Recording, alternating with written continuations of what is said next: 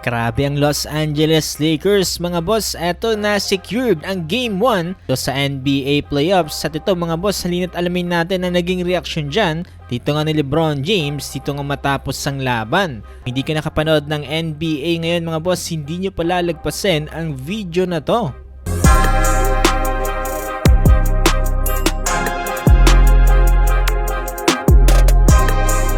So, ngayong araw nga mga boss ay naganap na ito nga game number 1 dito nga sa pagitan ng Los Angeles Lakers kontra nga dito sa Houston Rockets. Kasi nga sa naging video natin kagabi ay tuluyan ngang hindi na pinaglaro dito ng Rockets atong si Kevin Durant sa game number 1. Dahil dyan ay nagkaroon ng slight advantage etong Lakers para manalo ngayong araw. So, hindi lang yan mga boss, dahil etong ginawa ng Lakers ay masasabi nating total team effort. Halos wala akong masabi dito nga kay LeBron James na kung saan parang nag-activate ng kanyang playoff mode dito nga sa naging laban na to.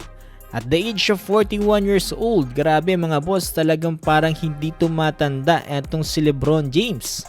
Kay LeBron ay naging napakalaking bagay din talaga ni Luke Kennard para nga dito sa Los Angeles Lakers. Lalong-lalo na mga boss ang kanyang 5 out of 5 from beyond the arc. Nagbigay talaga ng napakalaking edge dito nga sa laban na to. First time din nga pala mga boss na nagsama etong si LeBron James at ang kanyang anak na si Bronny dito nga sa NBA Playoffs. Sabi ni LeBron, ito na nga daw probably ang the craziest thing na nangyari dito nga sa kanyang career. Ito nga yung makasama ang kanyang anak dito nga sa loob ng court sa NBA Playoffs. Shit, I was on the floor with my son, like in a playoff game. That's probably the craziest thing that's ever happened to me in my career. It was just so cool to be out there with him and his brother and sister and his mom in the building and his grandma. You know, like... Dahil nga sa napakagandang ipinakita dyan ng Lakers ay nasecure nila itong laban sa final score na 107-98. Kung saan nanguna itong si Luke Kennard with 27 points, 4 rebounds at 3 assists. Sinusundan siya dyan ni LeBron James sa merong 19 points, 8 rebounds at 13 assists, at itong si DeAndre Ayton na meron ding 19 points. Tignan natin mga boss kung magpapatuloy itong momentum dito nga ng Los Angeles Lakers dito nga sa Game 2 ng NBA Playoffs. Tanong din itong si LeBron James kung paano nga ba daw na-achieve ng Lakers na manalo dito sa laban. Sabi ni LeBron, ang pinaka naging advantage daw nila ay yung kanilang composure.